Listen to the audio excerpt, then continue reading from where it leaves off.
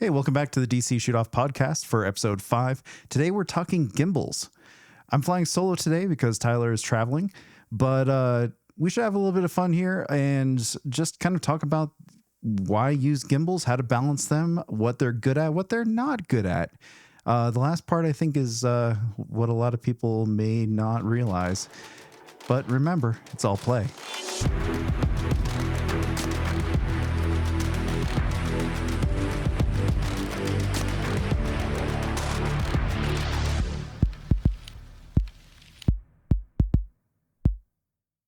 Of course, as always, you can go to the DC Shoot Off website, shootoff.org, or directly to the DC Video Shoot Off website, dcvideoshootoff.org, to find out all the latest updates on upcoming workshops. Of course, we've got the DC Video Shoot Off coming up in August 22nd through 25th. But hopefully this video will be nice and evergreen, so if you need any updates, you can always go to the websites. Okay, so we're talking gimbals today. And I used to work at a DJI store and was the pro pilot on staff. So I've helped a lot of people work with gimbals and see what the challenges were and things that they struggled with, as well as what they ended up using them for and what they liked about them. We're going to be talking about gimbals in a more broad sense today. I do have a DJI gimbal right here, but that is not to say that this doesn't apply to free fly systems, Manfrotto gimbals, Zhiyun, or any of the other third-party, well, not really third-party brands. They're just different brands. I'm so used to working with gimbals that, or DJI gimbals, that I think of pretty much anything else as third-party. But there are a lot of great gimbals on the market, and the things that we're going to talk about today kind of apply to all of them. So regardless of what gimbal that you have, regardless of what your experience level is, stay tuned. I think you're going to learn a lot from this. So first of all, especially for those who haven't used a gimbal before, how do they work? I think that's one of the things that really helps with understanding how best to use them is to understand how they work. So talking about how a gimbal works, of course, we've got all these different axes that we can use. This one right here has locking axes. And basically what it's doing is it has a sensor package underneath the camera, sensor package in the gimbal handle, and it is actively looking at those sensors, seeing where there's any deviation and correcting for them by sending direct power to the motors. So essentially it is correcting for pan, tilt, and roll shake.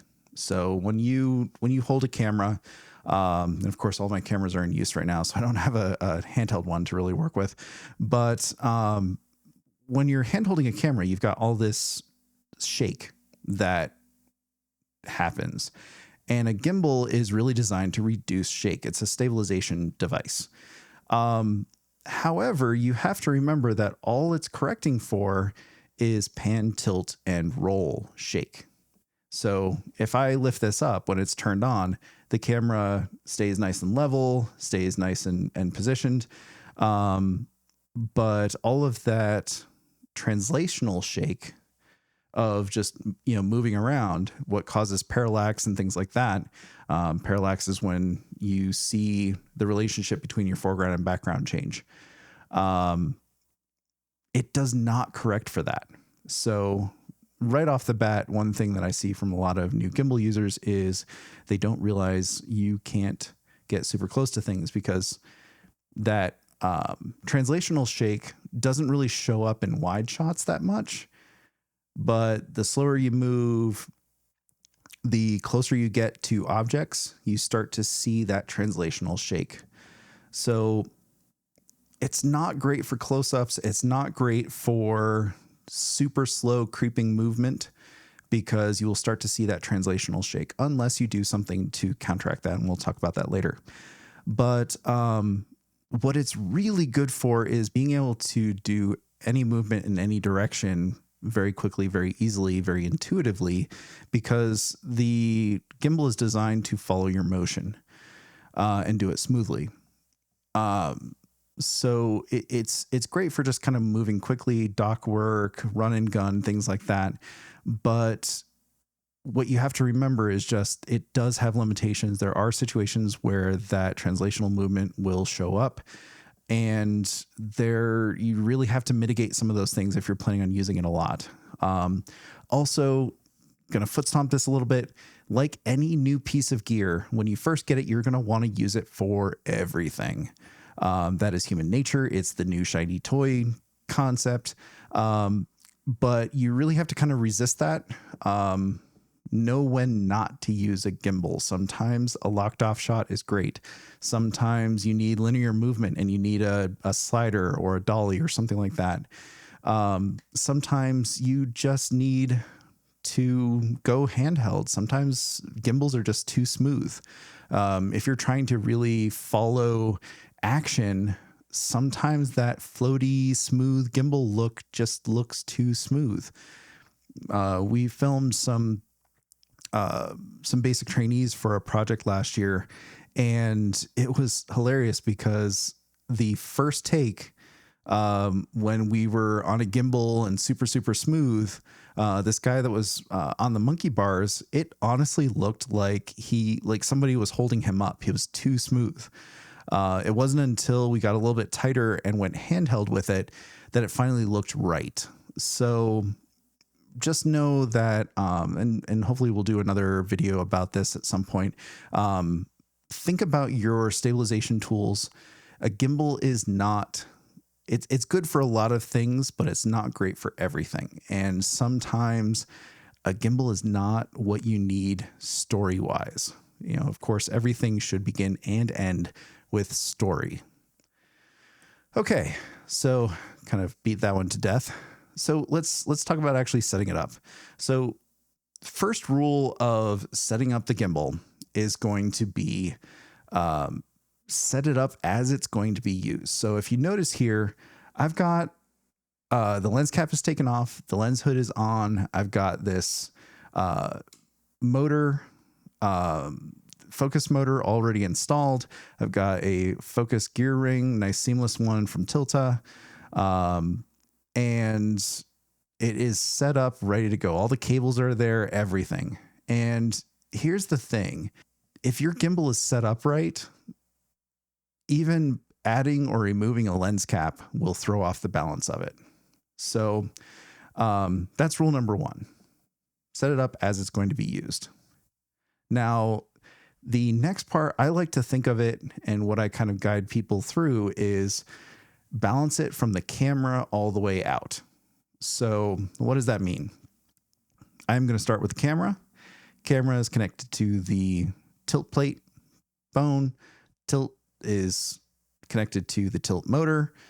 Tilt motor is connected to the roll motor. Roll motor is connected to the pan motor. So, and that's what these are on this side is each of these large circles is a motor. So, in any case, we want to make sure that everything is balanced. And the thing is, if you balance it the other way, you might run into situations where you make one axis unbalanced by making the other one balanced. So just save yourself some time, work from the inside out. And this also makes it kind of methodical so that you don't miss anything. Okay.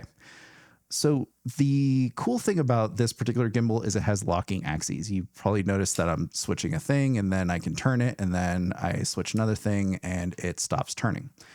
That is really handy for balancing. Some of the newer ones even have axes that auto lock and auto unlock, like the RS3, RS4. I'm sure Zhiyun does some of the same things. That is helpful. It's not absolutely necessary. I've been using gimbals since before those existed. You can absolutely balance it without them. It's just a bit harder to do. So this one will be working with lockable axes. Okay, so we're going to start again with starting from the camera outward. So the first thing we need to do, first off, we're going to go up top and unlock the tilt axis. And looking at this, you will first notice that it is a bit back heavy and it's just kind of swinging like, a pendulum. That tells me both that it is back heavy and bottom heavy. So the first thing that I will always do is start with a rough front to back balance. So that's going to be releasing this. And this is just sliding the plate forward and backward.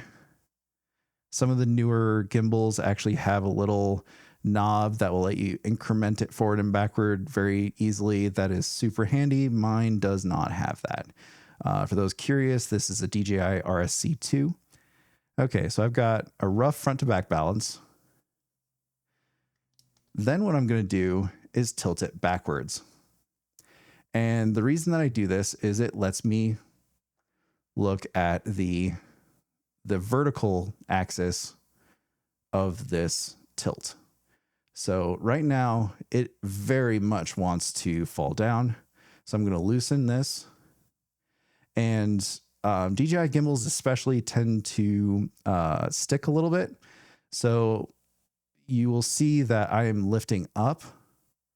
So you can kind of see that little bit where I'm lifting up and sliding it back. So lifting up and sliding it back. And I'm just finding where it balances nicely. And you notice I'm not tightening it in between. This is a good habit to get yourself into because it just saves time. A lot of people don't like balancing the gimbals because it takes too much time and they don't like doing it. The thing is, the more that you learn to adjust without tightening in between each time, the more you're able to just kind of feel the weight difference, the faster you're going to get. And the faster you get, the more likely you are to adjust it and be willing to switch lenses and do other things that cause you to rebalance. So just get in that habit. So this is pretty balanced at this point.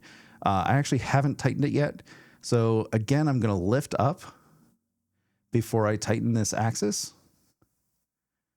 That way it tightens straight. And now I'm going to bring it back to the front. And it's actually already pretty balanced. The thing is, you saw earlier, it actually looked balanced before, but now that I've got the vertical axis balanced, it's actually looking unbalanced again. That's why I say do a rough front to back balance, then go to your vertical, because until you get a good vertical, your front to back it's going to be hard to see just how out of balance it is, and vice versa. Until you get a good front to back balance, you're not going to get a good top to bottom balance. So I like to do front to back, rough, top to bottom, precise, and then I'm going to go back to my front to back to get this a little bit better. So it was just a little bit back heavy.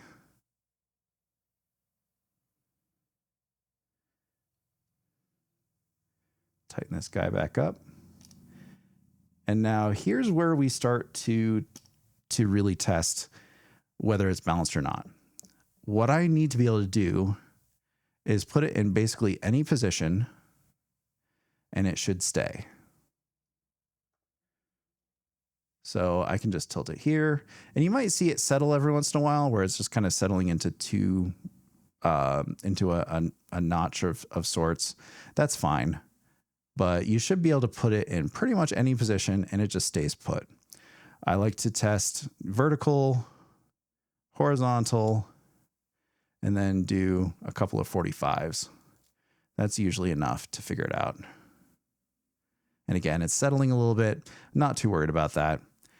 And it doesn't have to be perfect, but the better you get this balanced, the less the motors have to work, the longer the battery is going to last, the longer your gimbal itself is going to last. You're going to have less wear and tear on it. And then you're going to have more stable footage. So balancing it well does all kinds of good things. If you have a perfectly balanced gimbal, that's never going to hurt your shot or your gimbal or your camera. but an out of balance one could, potentially, not necessarily. There's a little wiggle room. So we've got this pretty much in a good position for the tilt axis. So I am going to lock that down.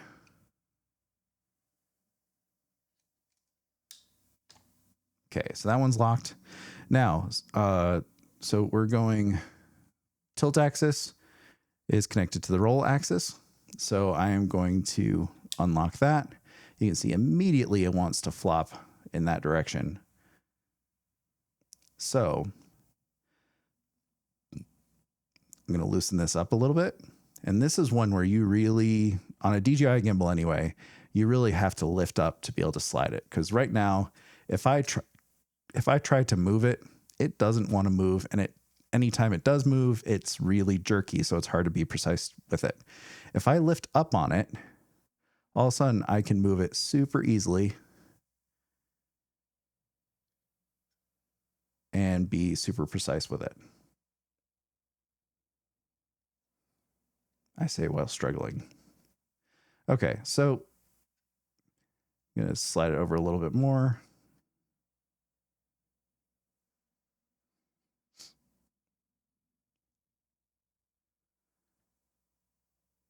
And that's feeling pretty good. Again, I am going, and so that's feeling pretty good.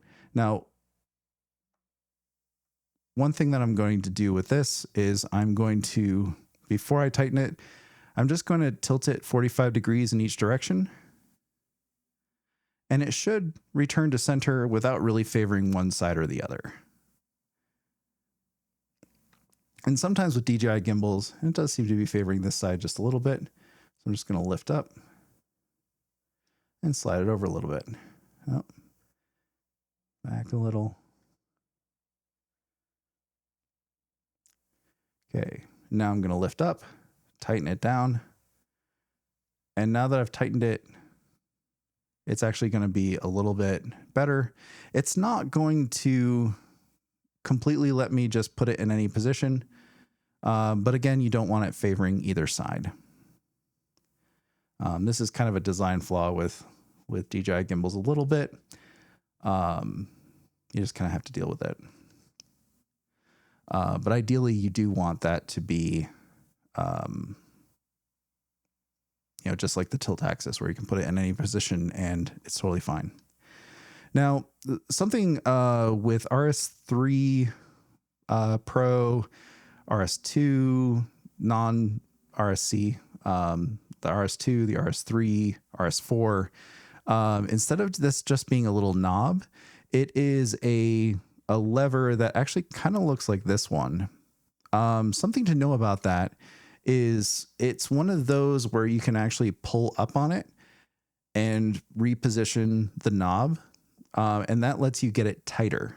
It's kind of like these, actually. Yeah. So it's kind of like this guy right here where I can pull it out and remove it. It's not without actually screwing or unscrewing it. So that's useful to know because sometimes those knobs aren't quite tight enough. And that's what you need to do to be able to tighten them up. Like I said, you want that to be nice and tight. You want that to tighten with the gimbal in position so that it's nice and straight. So pro tip there. Okay, so we pretty much got our tilt axis is good. Roll axis is good. Now let's talk about the pan axis. Now, this is one that a lot of people seem to struggle with. And reason being is that right now, there really isn't a way to test this. Well, right now, this one is not quite level, but in any case,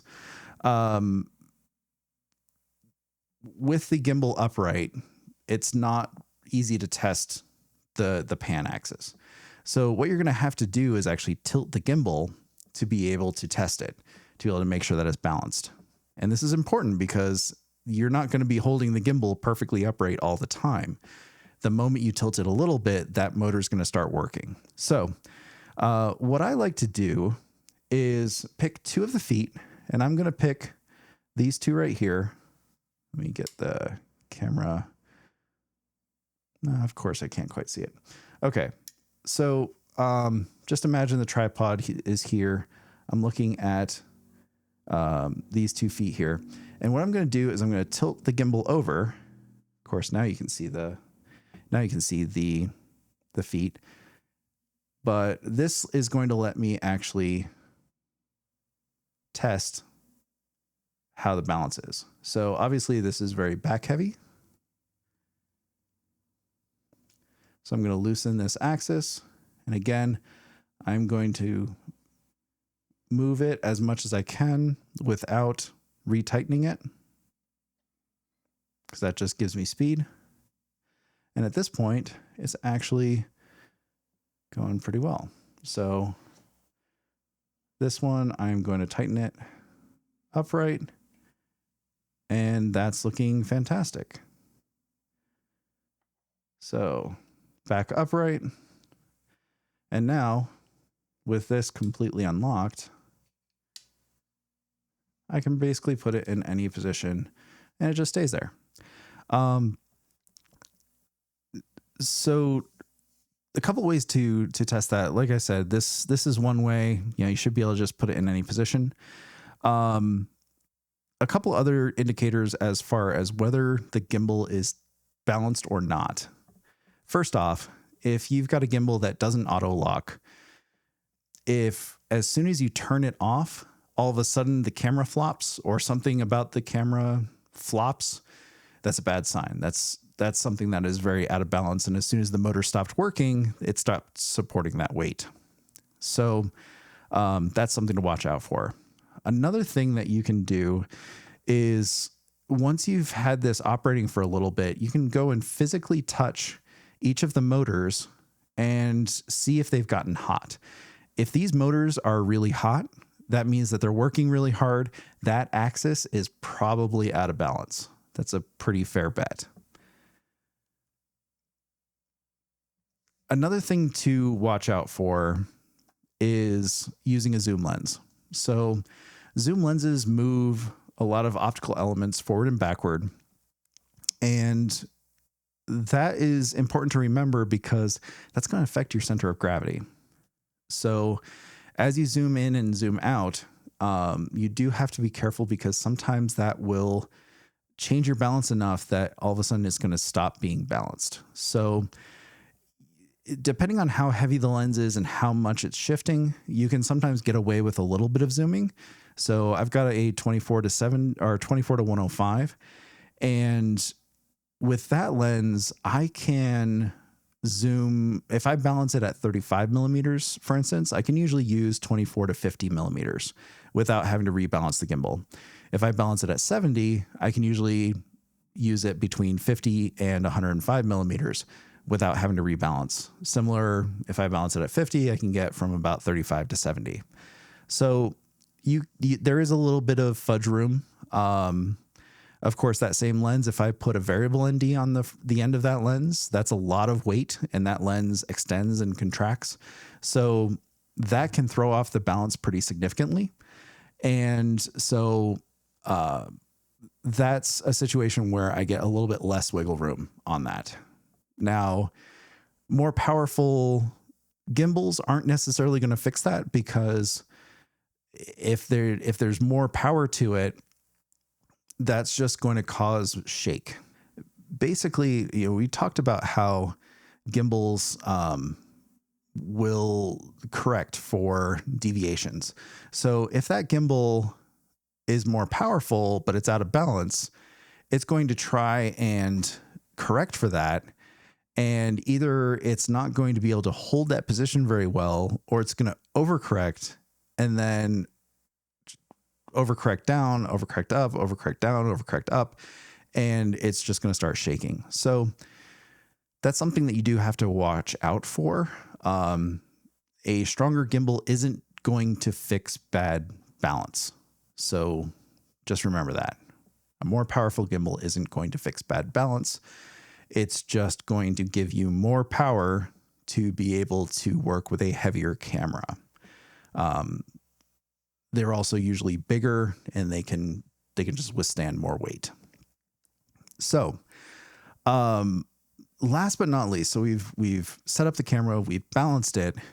Now we need to do one more thing, and that is to do a calibration. And it's called different things on different gimbals. Even within the DJI ecosystem, it's been called different things in different generations. Auto-tune motor stiffness, calibration, all sorts of things. And there's usually two things that you need to calibrate with a gimbal. One of them is, it's actually referred to as the PIDs, but it is how stiff the motors are, how much they're going to work to correct deviations with the camera.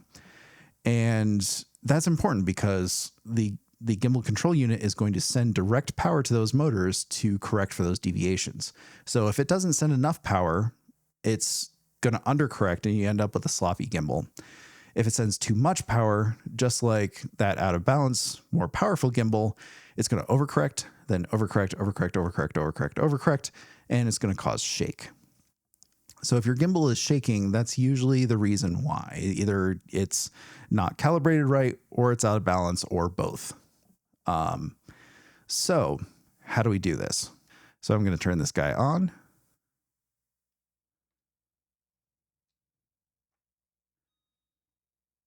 And it didn't really do a whole lot, but it is indeed on. And on DJI gimbals, there is a shortcut for this. All it's going to be is holding down this front trigger, and on the back, there is a mode button, or M. And if I hold those two down for about 3 seconds, you'll notice that the camera starts shaking. And this is a good shake. This is something that you want it to be doing. And so what this is doing right now is just deliberately shaking the camera and seeing how much motor power it needs to be able to correct shaking at various frequencies. And it's just dialing in that stiffness so that it works, that it knows how much power to deliver, how quickly to be able to make corrections and keep the camera nice and smooth. So that's one type of calibration. There's another type that usually you have to dive into the menus a little bit more, and that is calibrating the sensors themselves. Basically, the sensor packages in the camera, every once in a while, they just have to be reminded what perfectly level and perfectly still feels like. That way, when there is deviation, it knows what it's doing. So that's in there. You'll sometimes see a horizon calibration. So those are all just things. If you're starting to see just drift, if you're seeing that the horizon level isn't quite right and it's just consistently not always right, as if it's on a slightly canted plane, that can be what's causing that. So various brands have different names for things, so I'm not going to get too into the weeds of DJI, especially since I don't know how long we'll be able to keep using DJI gimbals for federal use. But I'm sure even Manfrotto gimbals and other brands have these sort of things. FreeFly Systems definitely does as well.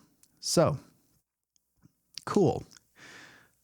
So we've talked about testing for balance. We've talked about calibrating. So how do you get the best, most stable footage? So there's a few different things. One of the big things you want to do is what they call duck walk. And a big part of that is walking heel to toe, walking with your heels kind of in line with each other. And what that allows you to do is not have as much shake, not have as much deviation side to side as you're walking. And this is something that will help you in general for camera operation. So it's something good to practice and learn anyway. Another thing that you can do is tuck your elbows and just kind of brace yourself really well. You'll notice here I've also got a kind of a back handle here That spreads out my hands a little bit so that I can actually get kind of a wider grip on it. It's kind of the same idea of using side handles on a camera.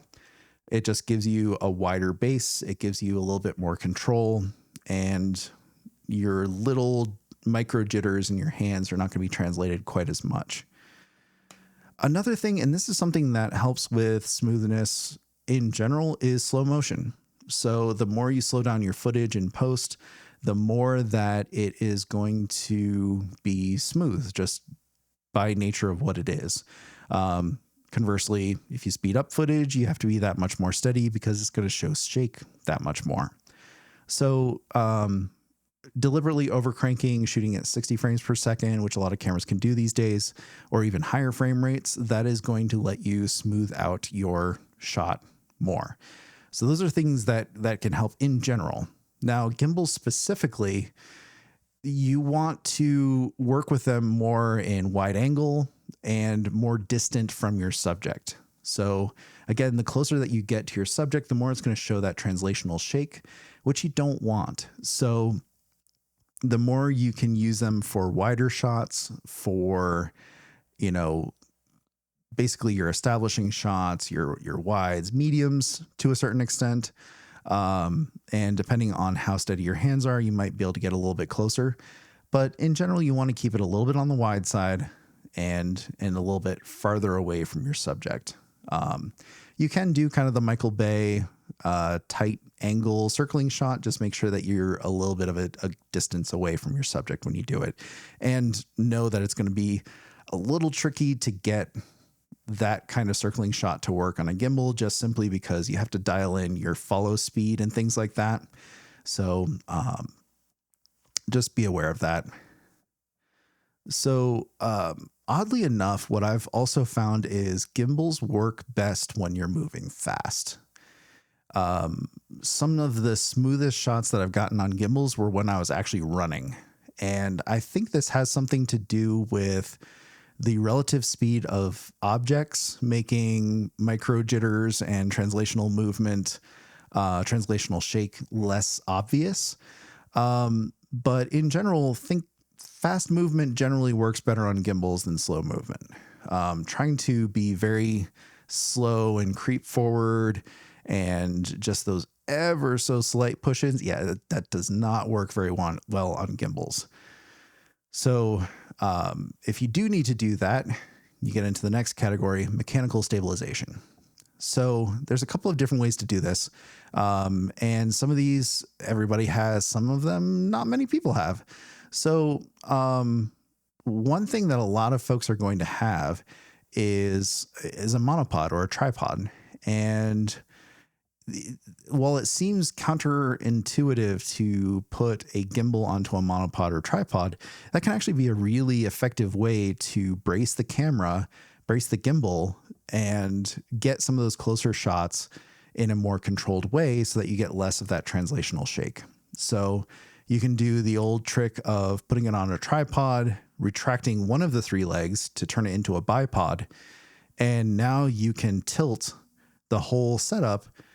And because you're mechanically locked in most directions, except for that one tilting direction, now you can make that movement very smoothly, and the gimbal takes care of keeping the camera level. So you can do these kind of interesting shots doing that. Monopods work the same way.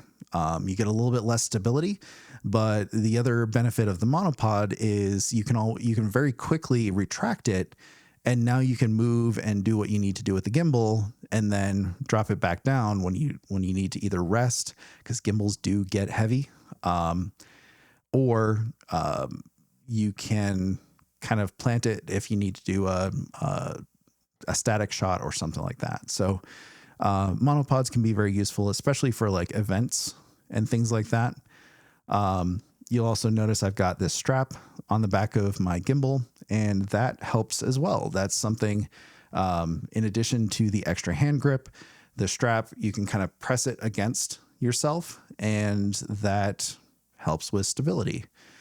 Now, there are more options out there. There are things like the tilt to float system that I absolutely love. No endorsement of anything, but me personally, I love that system.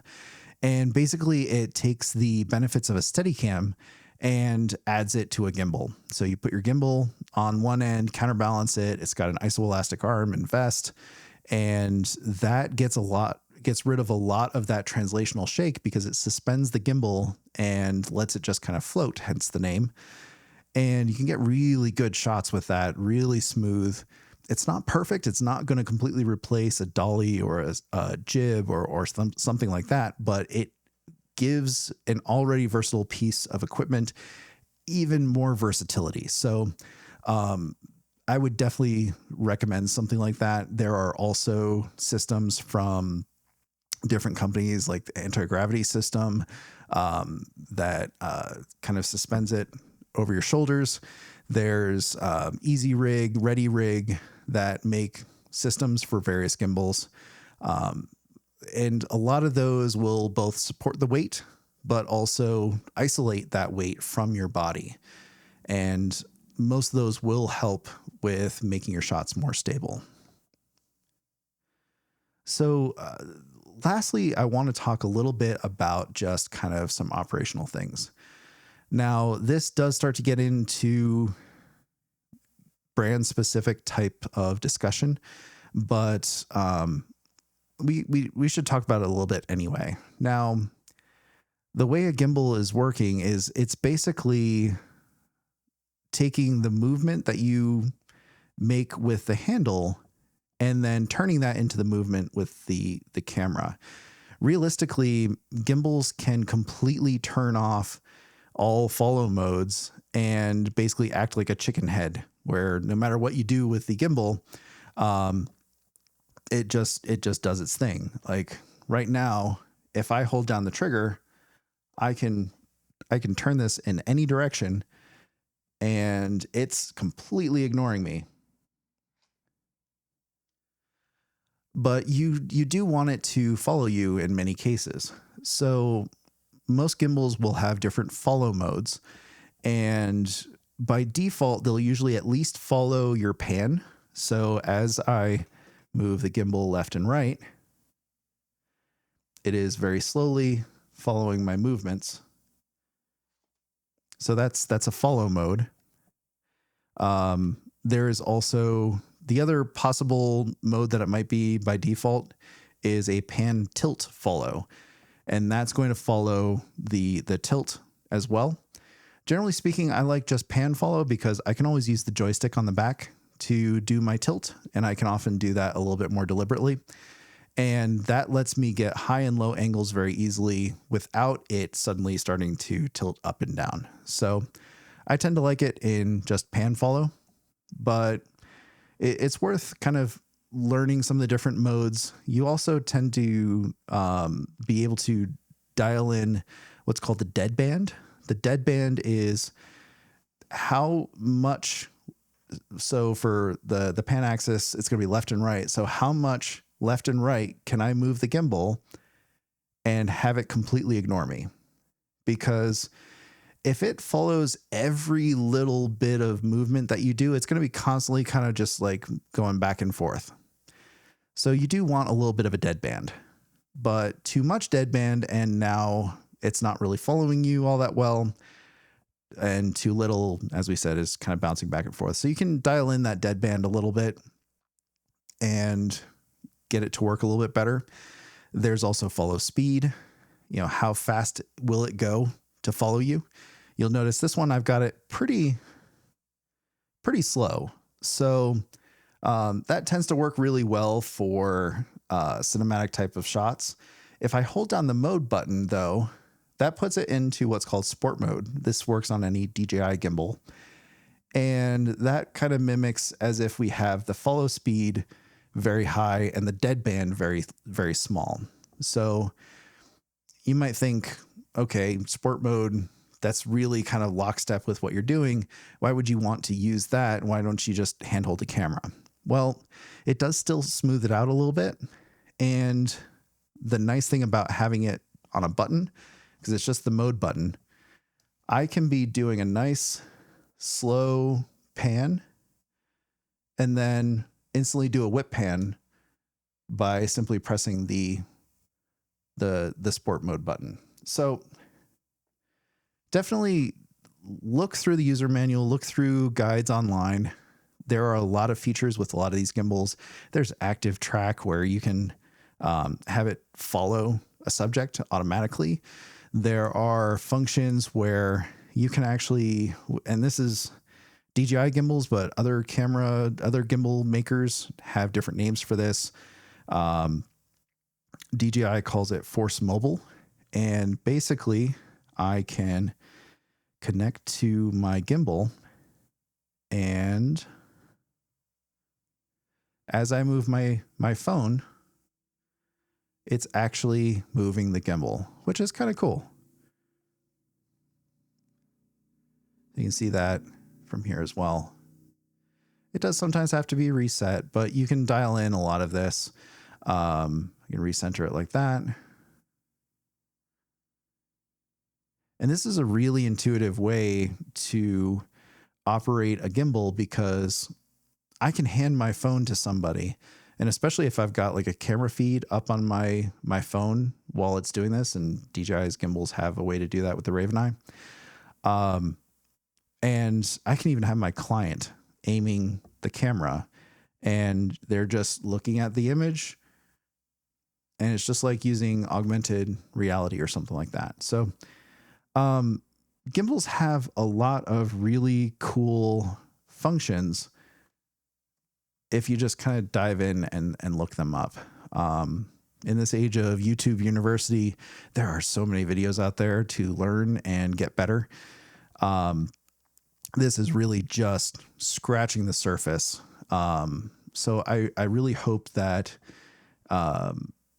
you're able to take this as a foundation, learn a bit about gimbals, give you kind of a starting point on some of the terminology to look up. But definitely remember, understanding how the gimbal works, understanding that, basically it's just sensors, adjusting the motors. One thing I'll see a lot with new gimbal users is that they think that just because the camera is level, that it's balanced. Well, no, that's definitely not balanced. It's bottom heavy. So, making sure that you are balancing your gimbal correctly is really important. So we went over a lot of things about gimbals today. We talked about what they're good for, what they're maybe not so great for, especially those close-up shots, or slow creeps. We talked about balancing. We talked about how to test to make sure it's properly balanced. I mean, you really should be able to put it in any position and have it just kind of sit there. I mean, if you turn off the gimbal, you should barely know that you turned it off. And we talked about kind of some tips on how to get good stable footage. So hopefully this gives everybody a good foundation, a good kind of bed of knowledge to be able to work off of. And hopefully gimbals are not quite so scary anymore. I know there's still a lot of people out there that haven't really used gimbals and don't like balancing them and such. It's really not that bad. You just have to do it. And of course, you can always come to one of our workshops and learn how to work with gimbals from any of us on staff or the mentors as well. So this was hopefully a nice short episode. And we'll see you next time with episode 6. And until then, keep making epic stuff. Thanks.